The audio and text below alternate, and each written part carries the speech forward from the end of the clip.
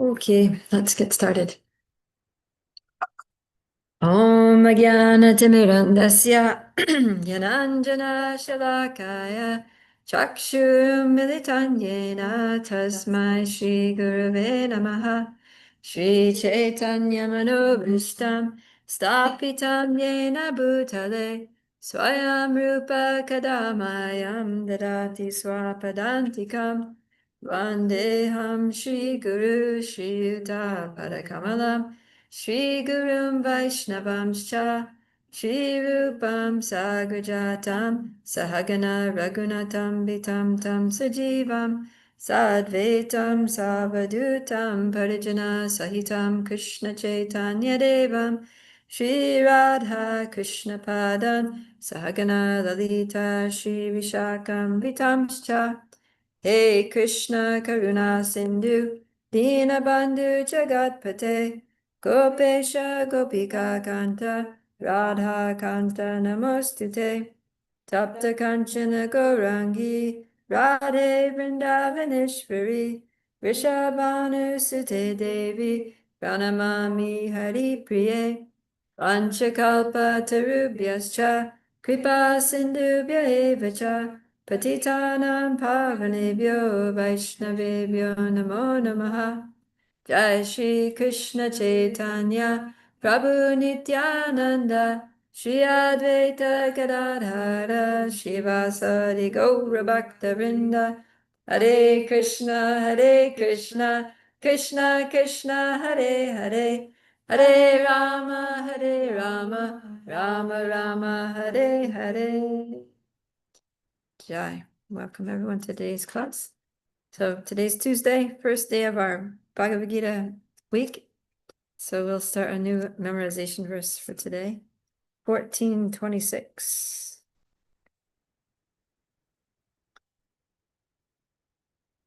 Everybody there? There, quick. 1426. This is about how to transcend the modes of material nature. So, Mam Chayo Vyabhicharena Bhakti Yogena Sevate Sagunam Samatityaitan Brahma Bhuyaya Kalpate. Let's do it again. Mam Chayo Vyabhicharena Bhakti Yogena Sevate Sagunan Samatityaitan Brahma Bhuyaya Kalpate. It's a song. One who engages in full devotional service, unfailing in all circumstances, at once transcends the modes of material nature and thus comes to the level of Brahman. Sounds easy, right? Okay, let's do it.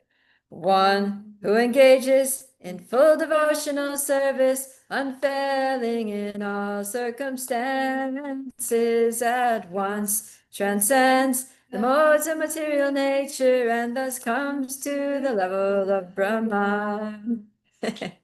Very beautiful. Okay, so let's go where we left off. We were doing chapter 16, the divine and demoniac natures. And I'm not sure which verse we left off on, but I think it was. No, we definitely did. We did 4.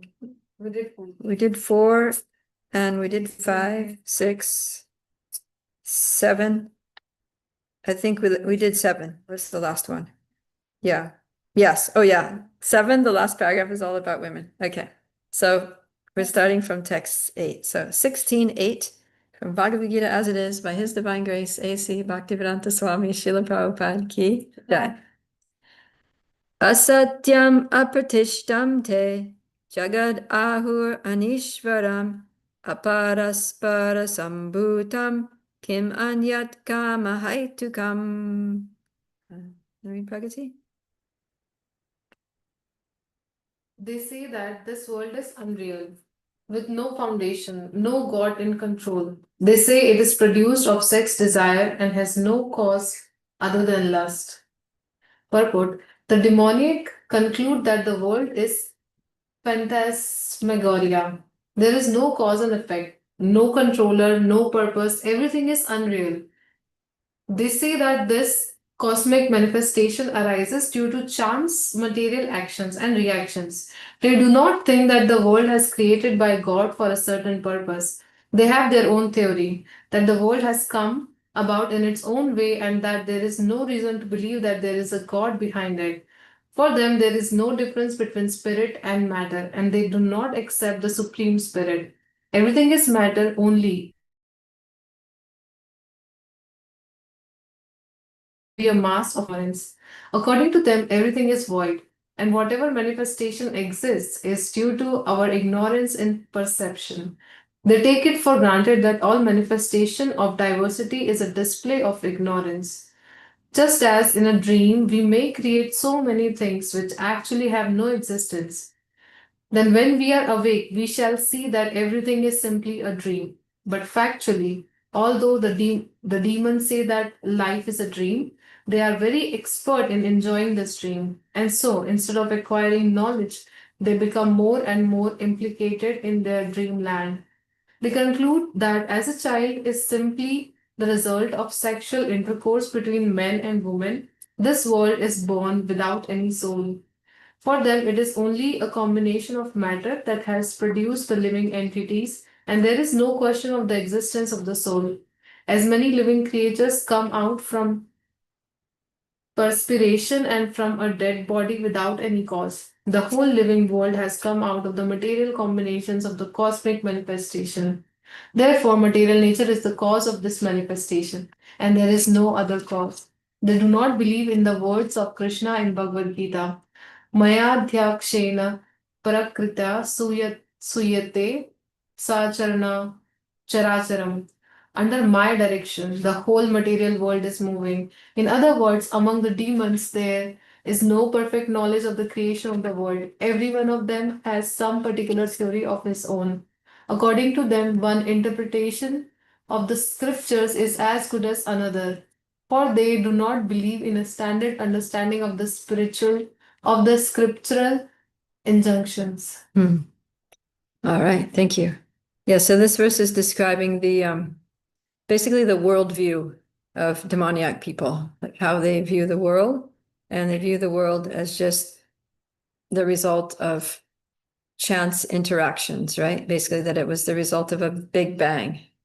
And Prabhupada's not saying that here, surprisingly, but that's basically like that there's no cause, it's just matter randomly came together and produced other matter, and it's all just matter, and there's no cause, there's no God in control, it's just totally random. And yeah, somehow we ended up with all these things here due to some chemical reactions between, like molecules and particles and yeah, different permutations of matter, and here we are. So the thing is that because if it was just a result of random explosions or chemical reactions, then it means that it wasn't created for any purpose, right? It was just totally coincidental. So if it wasn't created for any purpose, that means it doesn't have any purpose. And if it doesn't really have any purpose, then it means that nothing that we do here really matters, right? Our lives don't have any purpose. There's no mission that we're meant to achieve. There's no rules that we need to live by. It all came about as a random causeless thing. And so our lives can be completely random and dysregulated and whimsical. And it doesn't matter because there's nothing to achieve here. And so just do whatever you want, which is basically the demoniac philosophy, right? That I can do whatever I want, and don't tell me how to live. Don't try to, control me with some scriptures or some notion that there's a God or that there are laws of nature or karma or, if there's heaven or hell or whatever.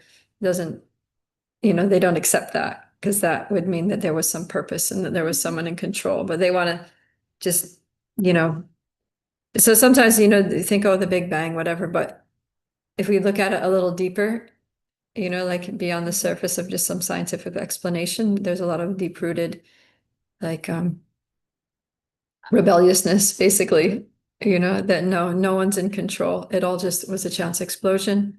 And so whatever, by chance happens in my life, I can do whatever I want with it and it doesn't matter. So it's really kind of, in one sense, it's you know, it makes them feel like they're free to do whatever they want, but in the other sense, it's also like there's no reason for my existence, you know, there's no point to this. It's all just pointless and meaningless, and it can really lead you to an existential crisis, which is why so many people like that are pretty depressed, because they feel like, what's the point of my existence, right? I'm just a blob of matter created by other blobs of matter that all sprang from some primordial explosion and created all these different varieties of matter, and we're all just going around and bumping into each other, and you know, like, what's the point? It's just kind of bleak and depressing. Yeah. Much nicer to think that actually this universe is created for a purpose by someone who actually loves and cares for us, and that each one of us is an eternal being, that, you know, this life is very meaningful. It gives us great opportunities to, you know,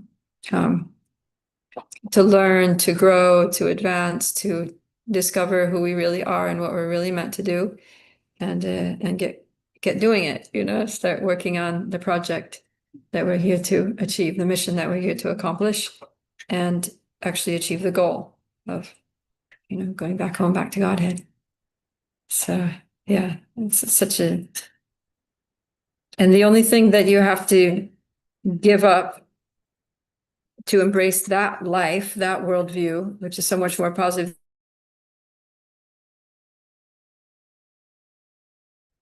rebellious nature, you know, like your own just demoniac nature, yeah, or envy, and accept that there is a God.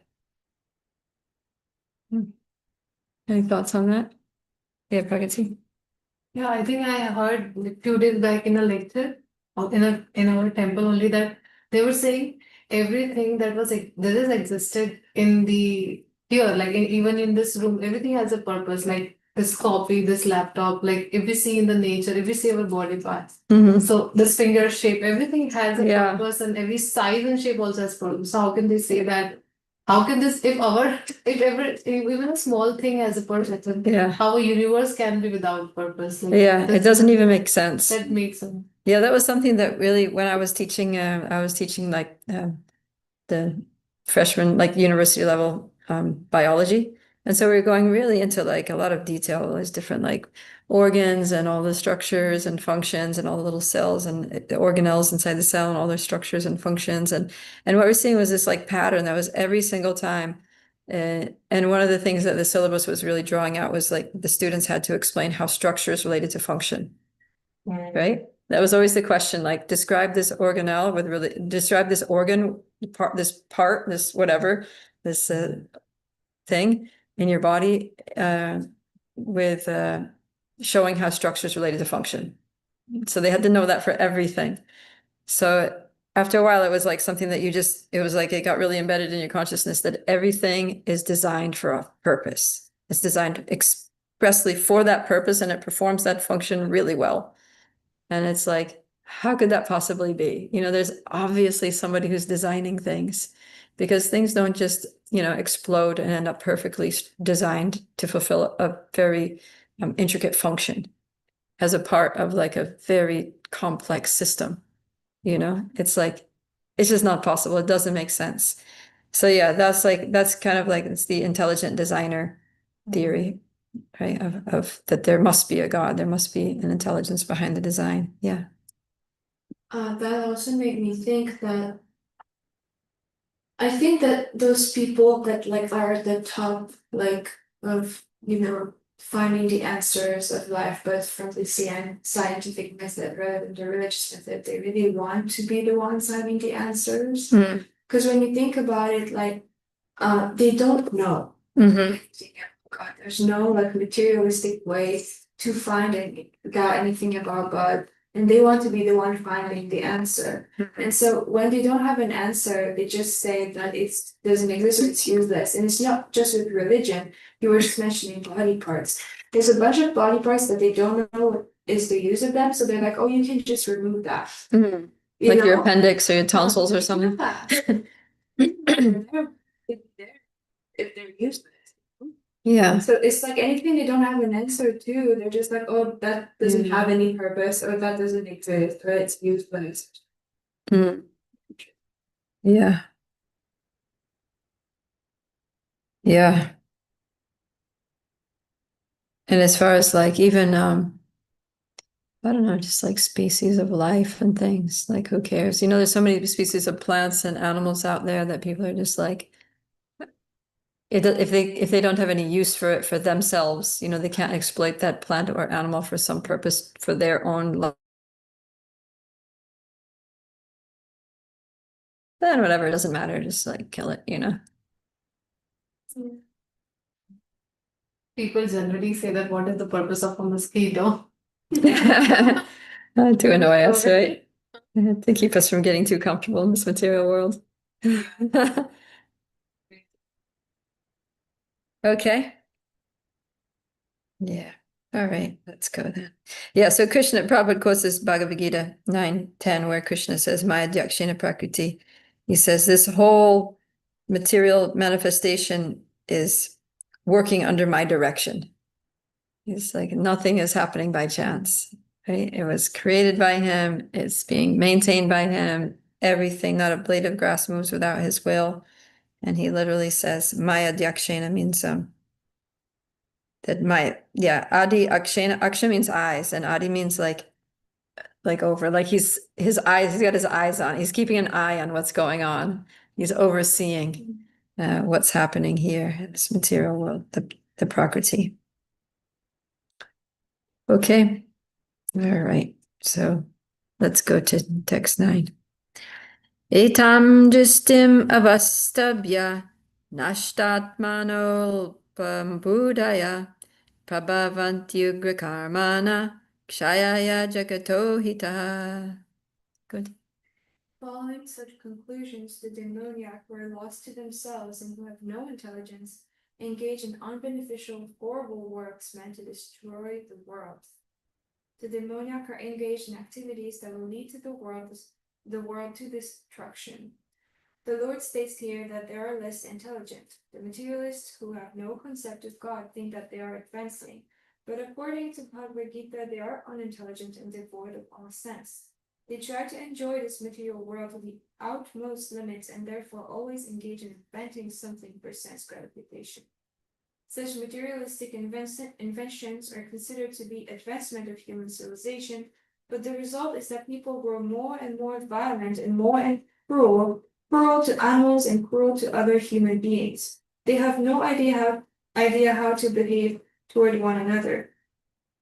Animal killing is very prominent amongst demoniac people. Such people are considered the enemies of the world because ultimately they will invent or create something which will bring destruction to all. Indirectly, this verse anticipates the invention of nuclear weapons, of which the whole world is today very proud. Any moment war may take place, and these atomic weapons may create havoc. Such things are created solely for the destruction of the world, and this is indicated here. Due to godlessness, such weapons are invented in human society. They are not meant for the peace and prosperity of the world. Thank you. Yeah.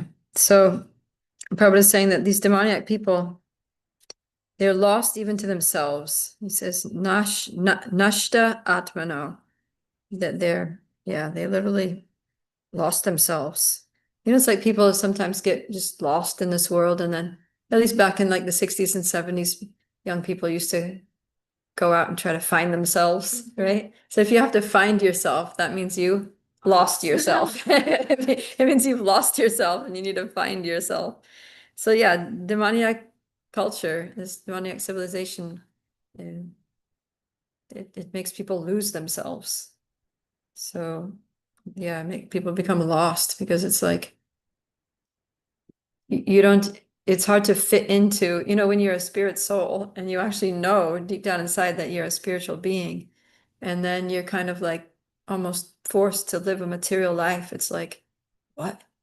You know, it doesn't fit, you know, it just doesn't, like, it's like, no, this is not me. This is not what I'm for.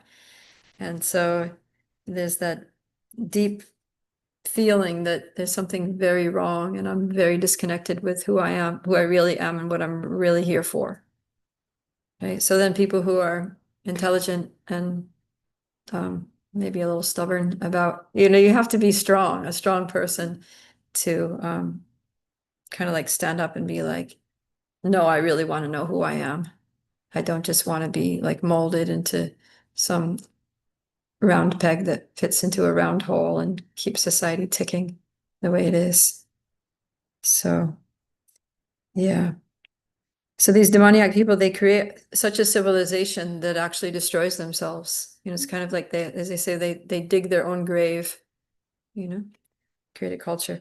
And Prabhupada specifically says here that they're always because they're trying to enjoy and because they're never actually satisfied with the level of material enjoyment that they do have, they're always trying to invent something new for sense gratification. So we see that now happening so quickly with technology. Right? All these technological devices that are coming out now to try to, so people can enjoy in different ways, enjoy themselves, and it's and Prabhupada says here that the result is that people become more and more violent, more and more cruel, and I would add more and more depressed, more and more isolated, more and more lost, like I feel like the mental health ramifications of all these things are really, really serious. Yeah. I mean, when I was a kid, it was like mental health wasn't even like a word, It just it wasn't like a part of our working vocabulary. You might say someone's nuts or someone's crazy, but like that was kind of like a joke. Like you didn't actually think someone was crazy. And then there were people who had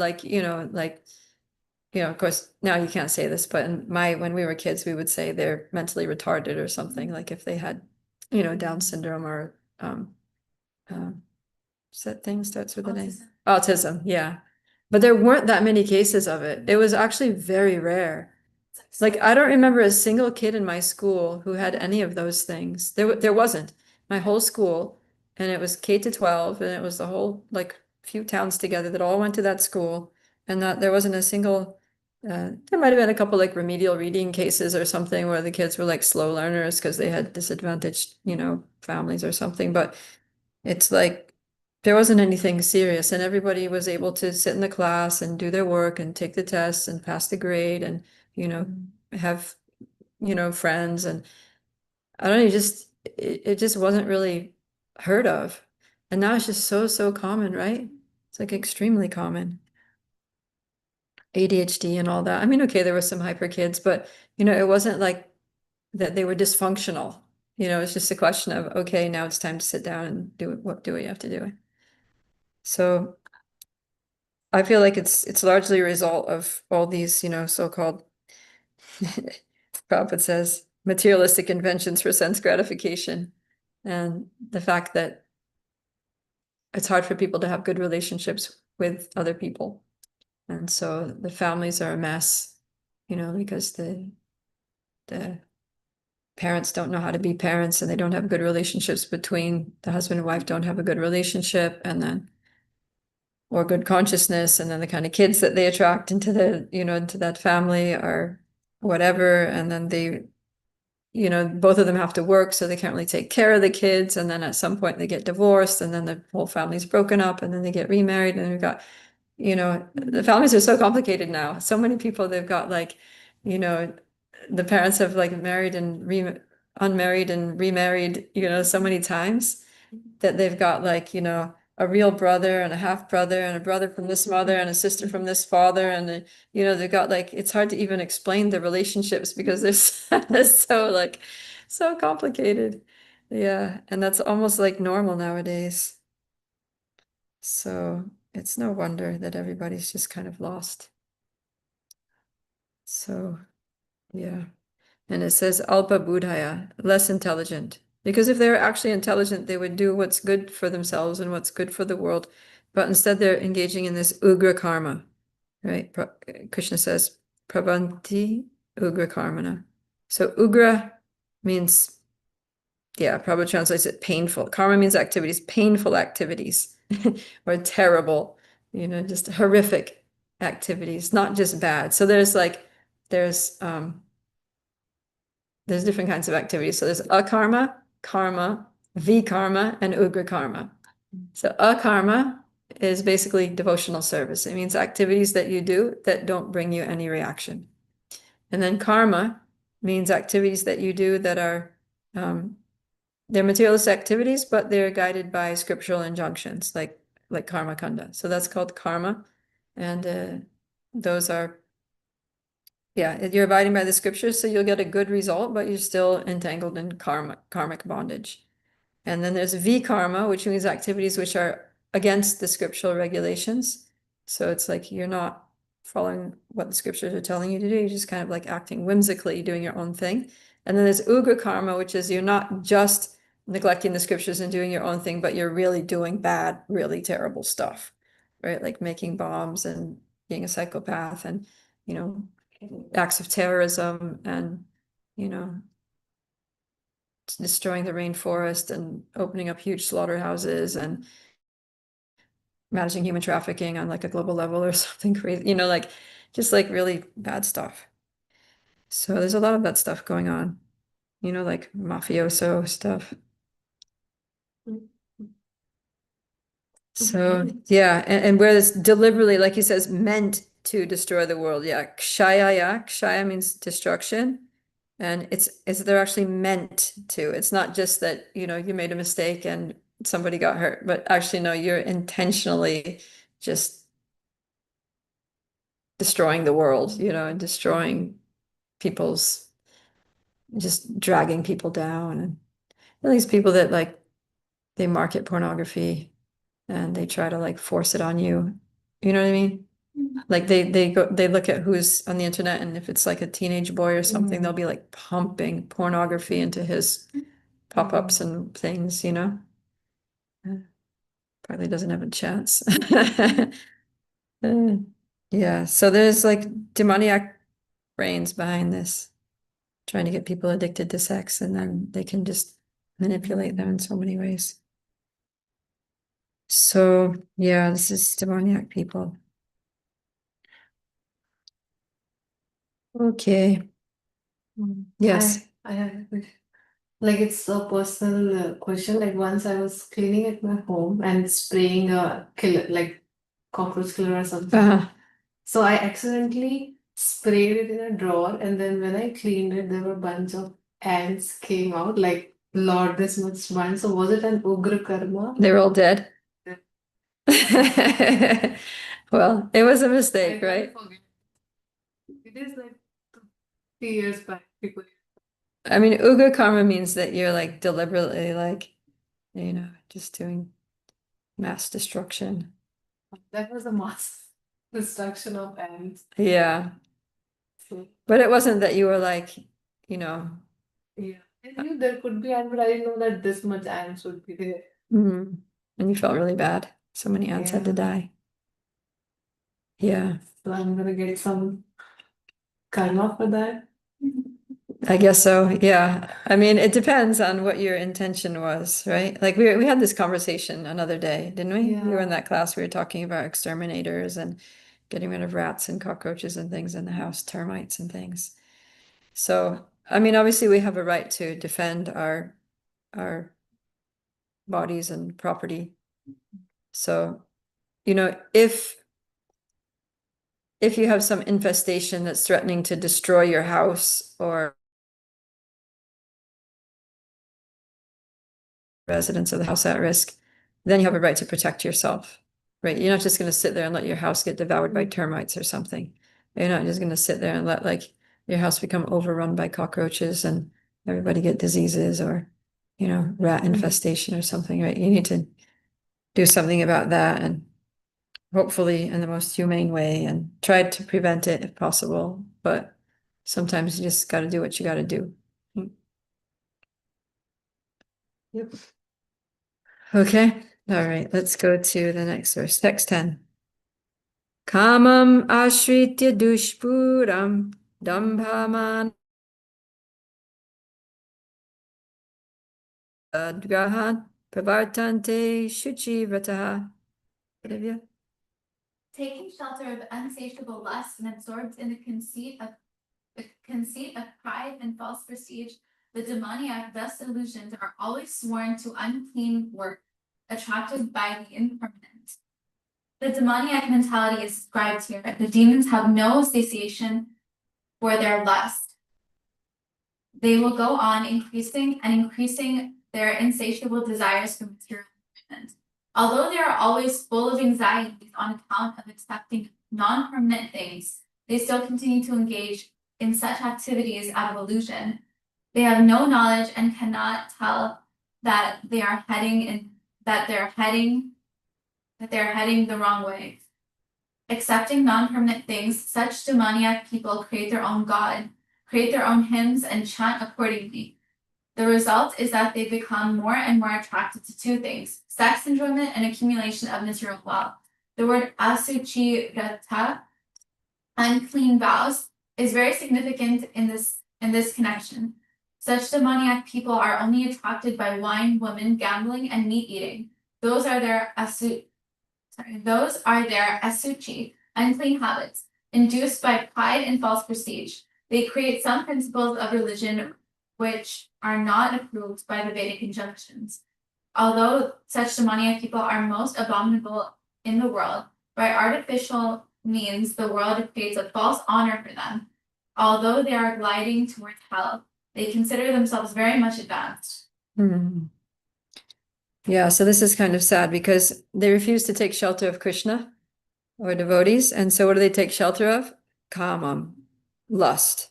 And it says that this lust is dushpuram, it's insatiable.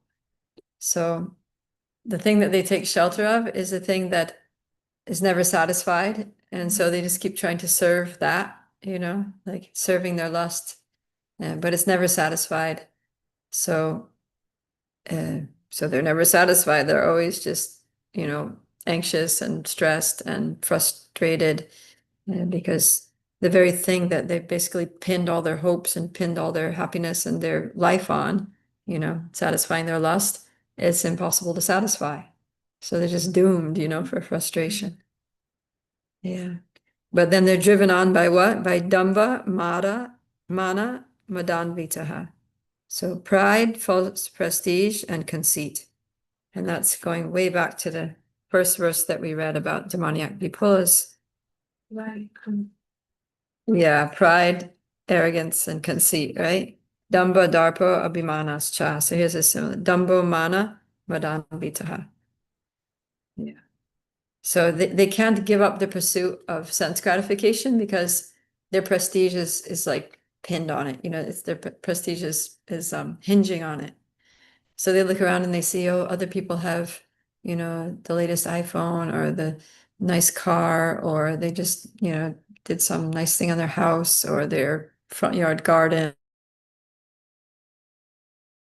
Or, everybody's about showing off their wealth. And then neighbors see that and out of pride, they're like, oh, I have to have that too. So then their desire arises, kama. Lust means material desire, not just sex desire, but any material desire is kama.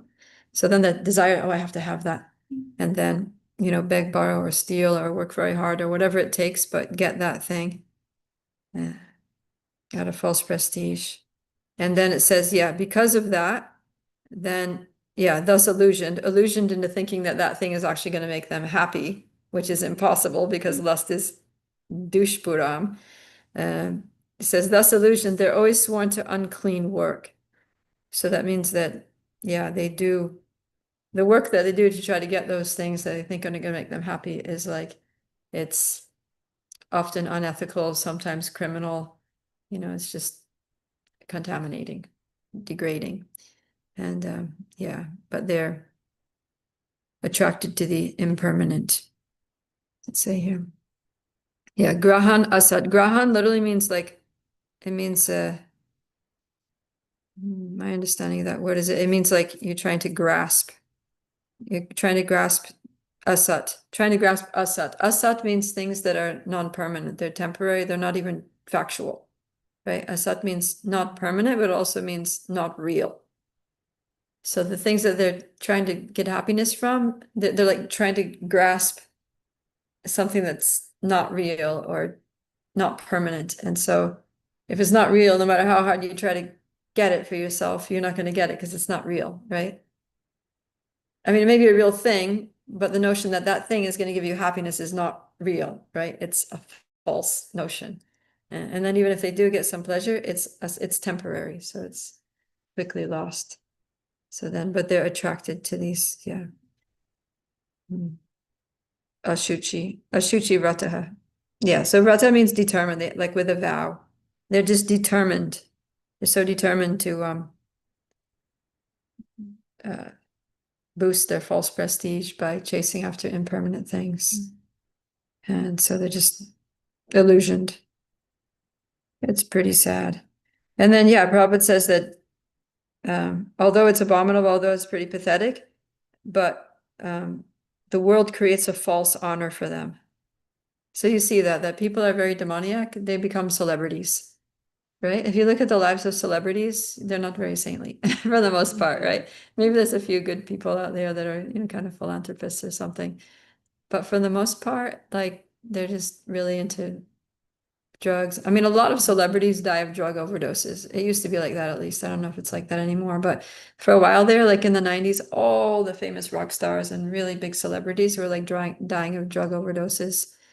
And yeah, and just getting involved in just really weird things that they would find out that they're pedophiles and, all these really disgusting sexual habits that they would have.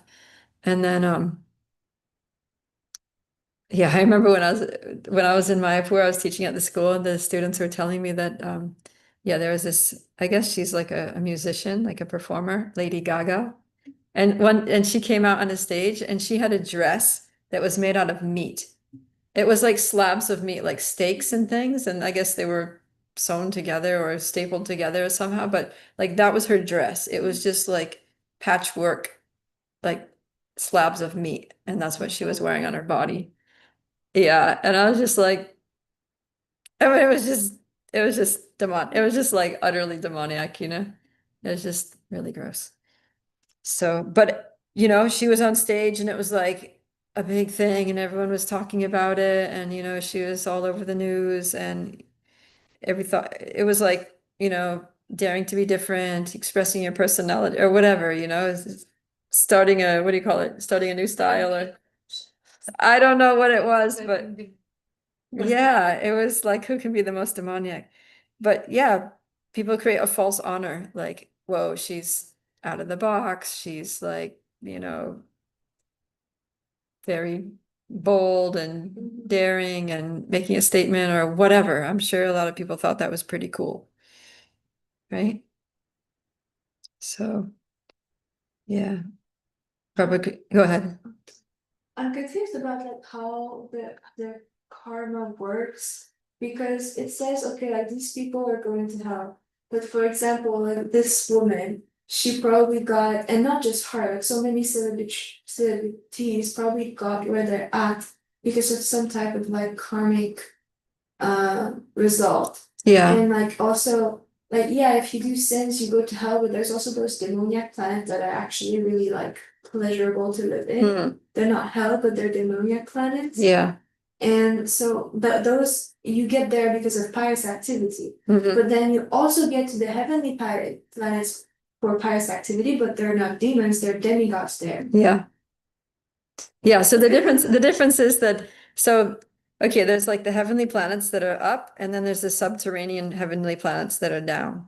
So both of them, both groups, the ones in the up heavenly planets, the celestial heavenly planets, and the ones in the subterranean heavenly planet, they both follow the scriptures, but the ones that go to the higher heavenly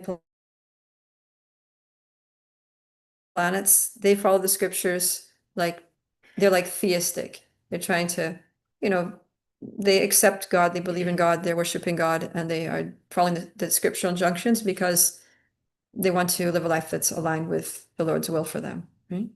But they still have material desires. They're not pure devotees. So they go to heavenly planets and they get rewarded for their piety and they're following the scriptures and they fulfill their material desires. So who goes to the subterranean heavenly planets is those who follow the scriptures, but they don't believe in God and they do it just to get like material things, right? Like we were saying in Nrsimhadev that Hiranyakashipu. So he had a guru. His guru knew the scriptures, and his guru told him that you need to follow this vow, do these austerities, propitiate Lord Brahma, worship him. So it was all within the Vedic, injunctions to get what he wanted to get. But because his intention was, to become God rather than to serve God, then yeah, so those kind of people go down. Of course, he was fortunate because he got killed by God, so then that purified him. But then what about the mistakes? And in the like both of them, the godly ones and the Cytherean one, like they have sex without having children, and a lot of it, and with a lot of women, and they also drink alcohol, and they do all these things, but for some reason that doesn't bring them to the hellish planet. Yeah, I don't think they actually drink alcohol. I think somaras. I think it's like, That's not. I don't think it's alcohol. I don't think it's like, I don't think it's intoxication. It's kind of like it's like a nectar drink or something, that it just makes them happy, like Like a healthy. like a honey beverage or something, that's, like sometimes you'll drink like Varuni or something on Balaram's appearance day and you'll get all giddy and stuff, but it's not intoxicating, but it just has a similar effect, I guess. It is called. Yeah. Yeah, I mean, so is the holy name. Like it's not necessarily toxic because it says intoxicating. It just has that effect that it kind of makes you. "Wee." Anyways, yeah, I mean, they're enjoying up there. It's a beautiful think they're place right with all there to kinds of enjoy. nice. They're being because they had the desire to enjoy sense gratification, and they did like pious activities. They followed the Vedic injunctions to get sense gratification. Then they got it.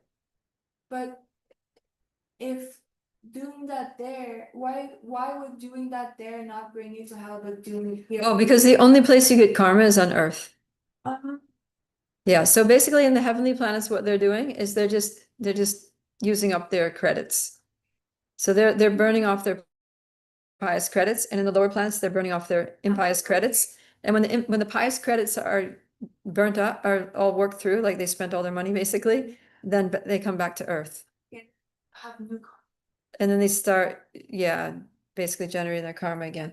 And then from the lower planets, they're burning off their bad karma or whatever it is. It's kind of like, I guess it could be good, but in an atheist. Anyways, they're just whatever they generated, they're burning off their karma. And then when that's done, then they come back to Earth. Oh. But it's not that when you take birth on Earth after you're burning off whatever karma was allotted to you for that lifetime. Right? Just like when we're born, we have tons of karma.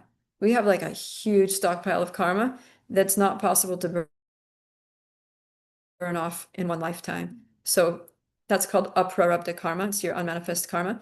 And then for each lifetime, you're allotted a certain amount of karma. And then you're given a body, which is, good for living through certain experiences that, that are arranged by providence for this lifetime to burn off that set amount of karma. Right? But there's some experiences that you need to have to burn off other types of karma that you can't get in this body, or you don't have enough time in this lifetime to get through. So you need to like take birth again, and then so it's very complicated. Which is what. Exactly. Yeah. So yeah, and also within each lifetime, we're generating tons more karma. Like a lot more. Like karma is like, it's like you can't even keep up with it. Because they say something like if you eat meat, then let's say you eat the meat of a cow, then it says that you have to take birth and be killed by a cow as many times as there are hairs on the body of the cow. So like in one meal that took like 10 minutes, you just incurred millions of lifetimes worth of karma. So yeah, karma is very easy to get and very difficult to get rid of. And so it's good to just do devotional service because we can get free from all of our karma by serving Krishna, surrendering to Krishna. Yeah.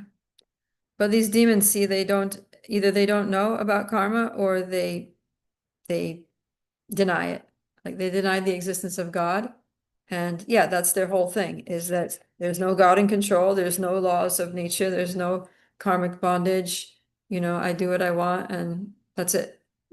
There's no ramifications apart from the immediate ones, right?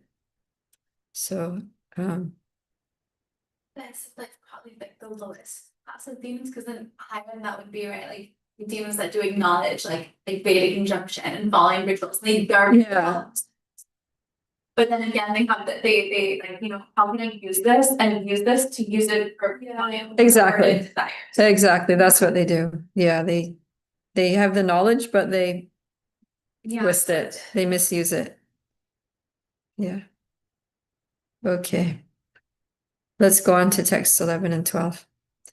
Chintam aparimeyam cha pralayantam upashitaha kamo paboga parama etavad iti nishchita ashapasha shatar badha kama krodha parayanaha ihante kama bhogartam anyayenarta sanchayan. Who out there wants to read? Draupadi? Are you with us? Bible. Do you want to read 11 and 12? Sure. They believe that to gratify the senses is the primary necessity of human civilization. Thus, until the end of their life, their anxiety is immeasurable. Bound by a network of hundreds of thousands of desires and absorbed in lust and anger, they secure money by illegal means for sense gratification. Purport. The demoniac accept that the enjoyment of the senses is the ultimate goal of life, and this concept they maintain until death. They do not believe in life after death, and they do not believe that one takes on different types of bodies according to one's karma or activities in this world. Their plans for life are never finished, and they go on preparing plan after plan, all of which are never finished. We have personal experience of a person of such demoniac mentality who, even at the point of death, was requesting the physician to prolong his life for 4 years more because his plans were not yet complete. Such foolish people do not know that a physician cannot prolong life even for a moment. When the notice is there is no consideration of the man's desire. The laws of nature do not allow a second beyond what one is destined to enjoy. The demoniac person, who has no faith in God or the supersoul within himself, performs all kinds of sinful activities simply for sense gratification. He does not know that there is a witness sitting within his heart. The supersoul is observing the activities of the individual soul. As it is stated in the Upanishads, there are two birds sitting in one tree. One is acting and enjoying or suffering the fruits of the branches, and the other is witnessing. But one who is demoniac has no knowledge of Vedic scripture, nor has he any faith. Therefore, he feels free to do anything for sense enjoyment, regardless of the consequences. Yeah. So you can see how a demoniac person's life is just very disturbing, not just for others, but for themselves. Because, yeah, like we were saying, that if you believe that the prime necessity of human civilization is to gratify the senses, then it's just frustration from beginning to end, and then you want to gratify your senses more than another person's then it becomes like competition between everybody and envy and hard labor and selfishness. And then it's like everybody's just focusing on, I want to gratify my own senses. And then in a world of limited resources, then there's not enough resources to go around. So in order for me to gratify my senses more, I have to make sure that you gratify your senses less. Otherwise, you're taking away my objects of sense gratification for yourself. And so, yeah, that's why there's a lot of like envy and aggression and, yeah.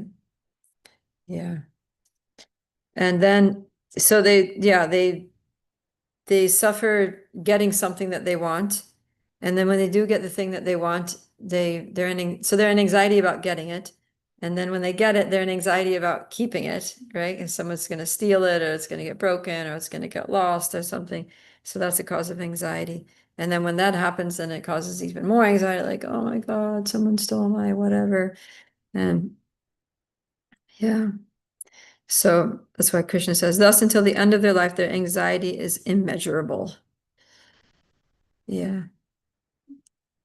To say chintam, fears and anxieties, aparimayam.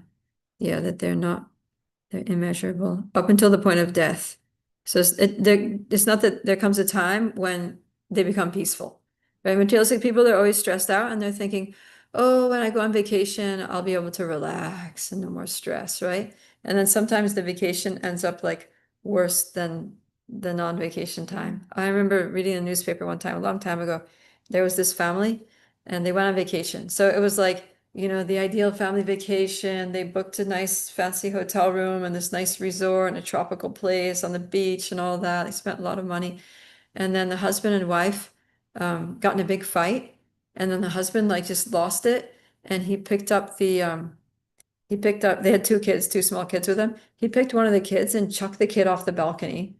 What? Yeah. And then afterwards he picked up the other kid and with that kid in his arms, he jumped off the balcony. And I think like the first kid that got chucked died, and then he was seriously injured, like many broken bones, and the kid that he was holding on to was also seriously injured. And it was just like a vacation from hell, because they don't know what happened, but they went out trying to enjoy themselves and they probably drank a bit too much, and then they got home and had a big fight, and then, you know, that's materialistic life. So yeah, happy vacation. And yeah, and then when they get back, it's just like, yeah, and then they think, okay, well, maybe I'll change my job, it'll be better, but then it's even more stressful. And then they're thinking, oh, maybe when I retire, then I'll finally be able to be peaceful. But no, because then They're- they're lonely, they're dying, they're full of aches and pains, and they just spend their whole, peaceful stage of life going to the doctor like a few times a week, taking a lot of medications and not feeling very well. And yeah, and then they can't even eat things that they enjoy because their health is so bad. And yeah, there's just, yeah, up until the time of death, they're just in anxiety. They're anxiety about their education, then they're in anxiety about relationships, their anxiety about getting a job, their anxiety about keeping the job, their anxiety about their vacation, what happens on their vacation, their anxiety about, their children. When the children grow up, they're worried about their teenage kids, and then the kids go to college, they're all stressed out, and then there's all that expense, their anxiety about the financial burden of that. And then, the kids are getting married. What's that going to look like? Oh, my child is in another country. What are they doing? So they're all stressed out. And then they start getting old. Then their anxiety about their health and their ability to like maintain their standard of living during their retirement. Oh no, we need to downscale. What do we need to get rid of? It's just so much anxiety from beginning to end. And then they start seeing all their friends dying because that's what happens when you're old. So then it's like, people that used to hang out with, they're all just getting old and sick and dying. And then you're like, okay, when's it going to happen to me? So then you're in anxiety about every little thing that happens. And that's why they're always running to the doctor. And the doctors are earning a lot of money off old people being scared of dying. And yeah. Anyways, that's demoniac lifestyle. So yeah, bound by a network of hundreds and thousands of desires.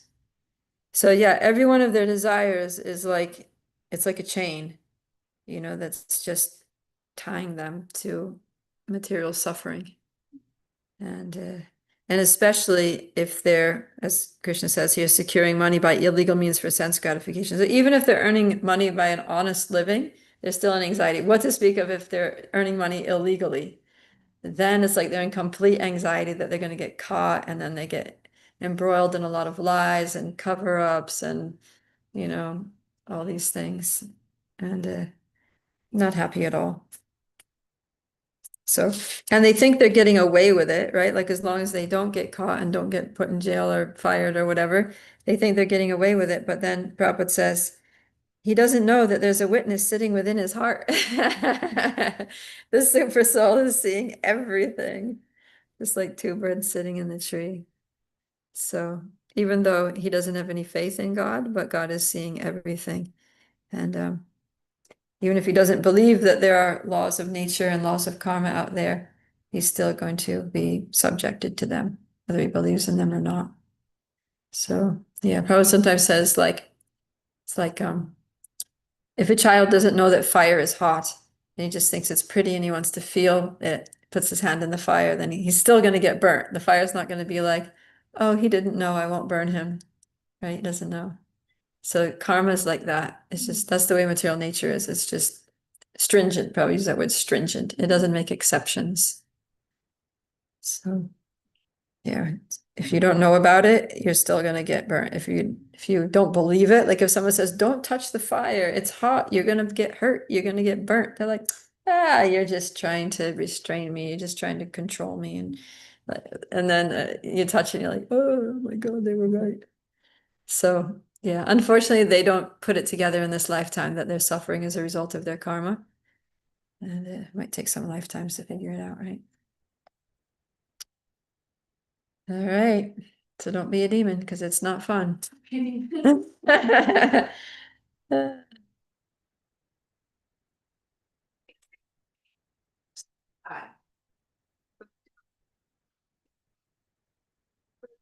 Our sins. No. No, because when you surrender to Krishna, then he frees you from all of your karma, right? That's what he says. And you just like make like songs, still it's in your current life, but just way less than what you deserve. Right? Yeah, so you'll get, I mean, what happens for somebody who's totally surrendered to Krishna, then he says, yeah, in 1866, he says, Aham tvam sarva papebhyo mokshayishyami ma sutraha, that I free you from all sinful reactions, do not fear. So then, but it doesn't mean that we're free from suffering because, but then the suffering that comes to surrendered devotees of the Lord is different because then it's personally prescribed, it's personally arranged by the loving hand of Krishna, just like parents have to sometimes, uh, put their children through hardships, right? Like make them go to school, make them do their homework, make them clean their room, make them do things they don't want to do, right? And sometimes parents even themselves personally punish the child, right? Like grounding them or giving them a little slap or, giving them a timeout or something like that for their betterment. So Krishna will sometimes give us a timeout or give us a slap or not let us do something that we want to do or put us through things like that we don't want to do that are difficult or miserable because we need to learn a lesson. So, but those are all like tailor-made, like personally arranged by Krishna for our spiritual advancement and gradual education and detachment and all that. So it looks like devotees are also suffering from karma, but it's not karma, it's Krishna. Right? Krishna is doing it. Just like a doctor probably gives the example that a doctor might give some bitter medicine to a patient to cure them. So he says that the devotee suffering is given by Krishna as a curative treatment to make us let go of our material attachments and to hold on to him instead. So yeah. And then if we don't, so we surrender, so here we are surrendering to Krishna. And if we don't make it back home to Godhead, we're not going to hell, right? Krishna says also in the Bhagavad Gita at the end of chapter 6, what happens to the unsuccessful yogi or the unsuccessful devotee who doesn't attain spiritual perfection, is that you're going to take birth in a family of devotees or a pious family, a financially well-off family. You'll be born in a good family and you'll have a good chance. You'll have a relatively comfortable life and you'll have the best chance to pick up from where you left off. And by the grace of the super soul, you'll be guided to people and situations that will remind you of your previous spiritual practice. And then, it'll be very natural. You'll be to say naturally attracted to like yogic principles, to devotion, to religion, spirituality, because you started in the past life and Krishna helps you remember. Yeah, and then we can just continue and hopefully it won't take too many more lifetimes. That clear? Uh, maybe should I restart it? I have a follow-up question. Go ahead. Well, it's just because from the story of Arjuna and Draupadi and all these Mahabharata character, apparently they went to hell after their lifetime before going back to Godhead. Hmm. That's what's worrying me. Not all of them. I heard that just Yudhisthira had to not go to hell, but just see hell because he didn't. Yeah, him, yes. I didn't hear that they went to hell. No, No, they didn't go to I often hear that in like other things that they all went to hell, and I hell. found it pretty disturbing. No, I don't think they actually went to hell. Yudhishthir that his brothers and Draupadi are in the hellish land. I know that, but like, because there was a drama about it that I went to see with my spiritual Just master. thinking of that. And I was really disturbed by it, and then I asked him, "Is that true?" And he said, "Yeah, there are scriptures where they say that they went to hell, but not all the scriptures say that. Like our scriptures don't say that." And I know that like some other Puranas or Mahabharata or whatever are not as accurate because they were modified by people. Yeah. So that's where I have the doubt. Like, is that made up? Like, did they make that up, or did Yeah. A Mahabharata that's actually corrupt, that it's been like changed over the millennium, and even from the time of Madhvacharya. Yeah, Hridayananda Raj did a lot of studies on Mahabharata, and he said that back from the time of Madhvacharya basically, and he was like a big acharya, he declared that the Mahabharata is corrupt. And that was hundreds of years ago. Because what people do is they read the pastimes, the historical narratives, and then it's not interesting enough for them. They want to make it a little more spicy, so they add stuff. And he said even the thing about Draupadi getting disrobed, it's not that they stripped her. The offense was just that they grabbed her by the hair. And that was enough. Like in that society, to grab a woman by the hair was already like really bad. But because nowadays it doesn't seem like a huge offense, but to try to strip her naked in front of a bunch of men, that seems really bad. So they just kind of like add that in there for the impact so that it would still have the impact. Because if somebody just goes, I mean, it's not nice either to pull a woman by the hair, but it's like not something that you're going to have a war over, right? But does that mean that the story of Krishna providing Yeah. service? Yes. Yeah. So why do we teach that is fun? Because it's there, but I mean it's not in Srimad Bhagavatam, and yeah. There's a bunch of things. You do like.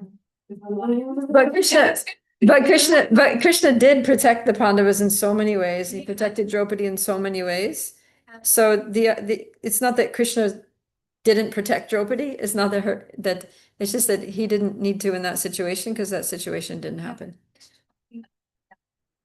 So now, like, just you're like this, like this is like so many people like reference this like part, Yeah. and it's like not apparently, and so many people like well versed like scholarly devotees like reference it, and it's not true apparently. Yeah. Interesting. Yeah, but it's a good story, right? And that's why it's there. It's just like, we went to watch, Mahavatar Nrsimha, and they said that much of this is based on Srimad Bhagavatam, Nrsimha Purana, Vishnu Purana, and there's also some fictitious parts that we've added for effect, right? To make it more exciting. Because everybody wants a good story. So, yeah, people do that. That story is helping though. So I mean, I guess it's harmless, in one sense, because it's nice story. There's nothing wrong with it, but it just didn't necessarily happen. Yeah. So yeah, the thing also about the Pandavas going to hell, and then also the other thing is that there's different versions of the stories, like you said, in different Puranas. So yeah, when I was doing Bhakti Vedanta, so we we're studying, Krishna's pastimes in the 10th canto of Srimad Bhagavatam. And sometimes the teachers who were giving class, they would bring in some references from other Puranas. And, sometimes I'd hear those I'd hear that version of the story of the pastime from the other Purana, and I would feel uncomfortable. Didn't sit well with my heart, you know? And then I was asking a question like, where did you get that from? That seems just so like weird, like kind of like almost just perverse, you know? And then, you know, in some way. And I said, oh, it's from this Purana, but you know, it's not the Bhagavatam version, it's another version. And then I literally like was, you know, I said, I don't think it's useful to bring in these pastimes from like, because there's 18 Puranas and 6 are in the mode of goodness, 6 are in the mode of passion, and 6 are in the mode of ignorance.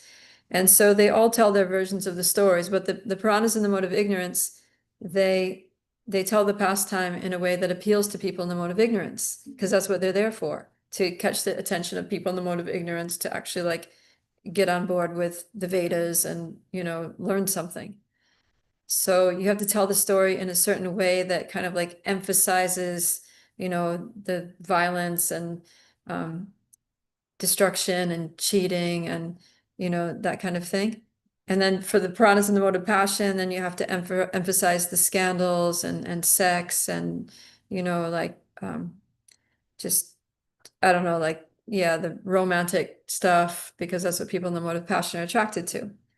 But the Puranas that are like pure goodness, like Bhagavatam is the only one that's actually Shuddha Sattva, that presents the pastimes in a way that's just the absolute truth, right? It's the absolute truth. It's not there to attract anybody. It's just what it is. So somebody who's used to, you know, a devotee who's like, you know, been a devotee for a while and is like, you know, relatively purified and used to hearing Srimad Bhagavatam, and then you hear like the same pastime from one of these Puranas in the mode of ignorance, it's like disturbing. It's like, ew, like where did that come from, right? So yeah, I was literally like saying, I don't think we should reference these Puranas, you know, like what is the value? It's not for us, you know, it's just disturbing. I don't want to see the pastime that way through the eyes of, you know, what's meant to be seen by people in the mode of ignorance.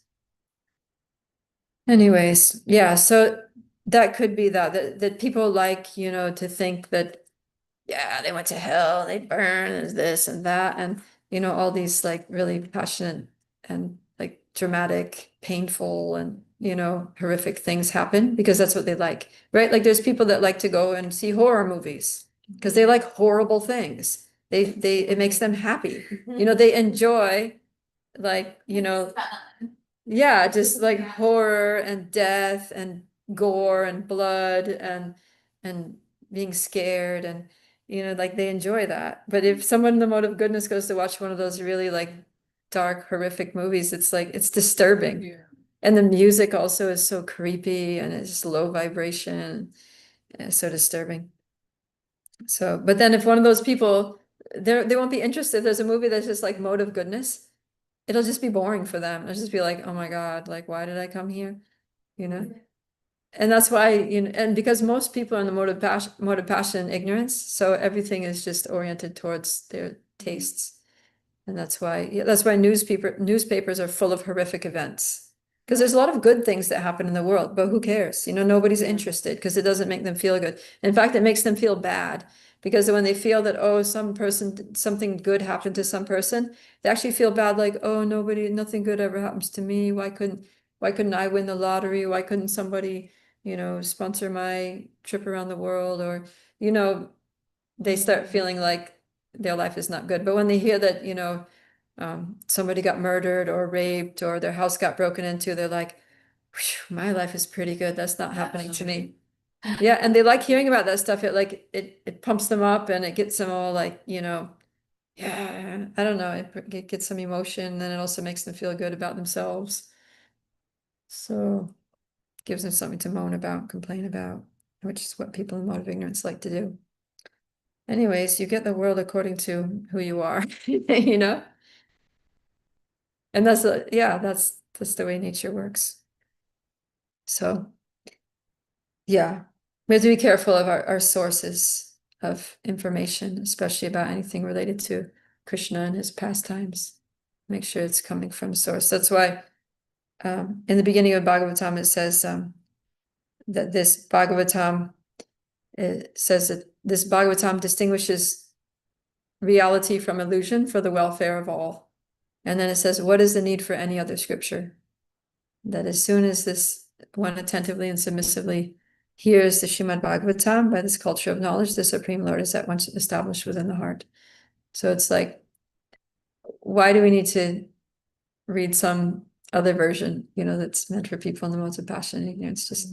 Just relish the Srimad Bhagavatam. We can trust it. It's the Amala Purana. It's spotless. It's not tainted by any material modes. It's just the absolute truth as it is. So, yeah, that's what, Hridayananda Maharaj, when he's writing Mahabharata based on decades of studying it, and he's not telling the whole Mahabharata like from beginning to end, the whole epic narrative, but he's telling only those parts that are confirmed by Srimad Bhagavatam and sources that he's absolutely sure of, so that he's not perpetuating some false narrative. So I appreciate that. His name is Ritan. What's that? His name, Ritan. H.D. Goswami.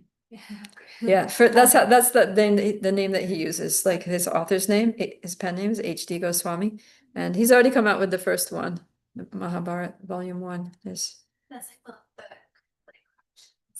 No, it's not correct. It's the story. oh, okay, like with no added trophies. Yeah. He just only included those pastimes that are real and confirmed in Srimad Bhagavatam and some, reputable sources. Okay. Jai, we should conclude. All right. Oh, let me see what's happening there. Oh, maybe there's a big debate going on. Okay. Oh, there's nobody there today. Or they all ran away. There's not a single comment. Oh, well, fine. Everybody's just taking it in. Okay, well, I see there are a few people watching, just nobody comments. So thank you for watching, and we'll see you tomorrow. Gantraj, Bhagavad Gita ki jai, Srila Prabhupada ki jai, Gaur Prem